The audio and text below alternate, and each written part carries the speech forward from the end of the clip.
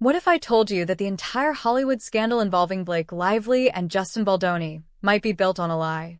What if Blake Lively's own words, buried in a forgotten NPR interview, completely destroy her case and flip the script on who's the real victim? In December, while the world was still reeling from the New York Times bombshell article that accused Justin Baldoni of misconduct and a so-called smear campaign, something quietly slipped under the radar. Megan Twohey, the Pulitzer-winning journalist behind the story, gave an interview to NPR's Ari Shapiro. And in that interview, she said something absolutely shocking. Blake Lively had spoken to her directly. Yes, you heard that right. Despite months of denial, legal filings, and public spin, Blake herself talked to the Times and allegedly admitted, "This actually wasn't the worst I've experienced in Hollywood. I've gone through far worse misconduct." Wait, what? So, why file a lawsuit for sexual harassment if even Blake admits it wasn't that bad? Toohey said Blake claimed she never intended to go public, but felt forced to after an alleged retaliation campaign. But here's the twist that changes everything. Long before Justin even hired a crisis PR firm, sources say Blake and Ryan Reynolds were already making his life hell, calling him a predator, threatening him, and demanding he not attend the film premiere.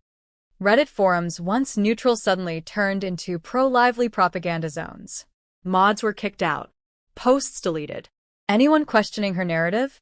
Labeled misogynistic. Sound familiar? And guess what? The supposed evidence used in the Times article? It came from a fake subpoena filed by a shadowy third party, with no notice given to Baldoni's legal team. This is the same lawsuit Blake used to dig up dirt on Justin, while claiming she was the one being attacked. Meanwhile, press stories were fed by Blake's publicist Leslie Sloan to TMZ, People, and Page Six, accusing Baldoni of everything from abuse to sabotage. But not a single shred of concrete evidence has emerged. Just text messages. Carefully selected. Out of context.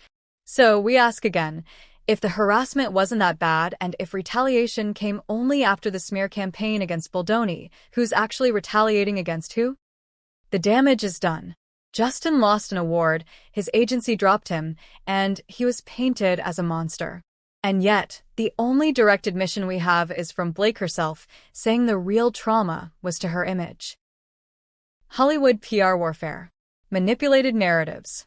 And one buried interview that might blow this case wide open. Let us know what you think in the comments. Was Blake the victim or the mastermind? Don't forget to like, subscribe, and hit that bell for the next scandal breakdown.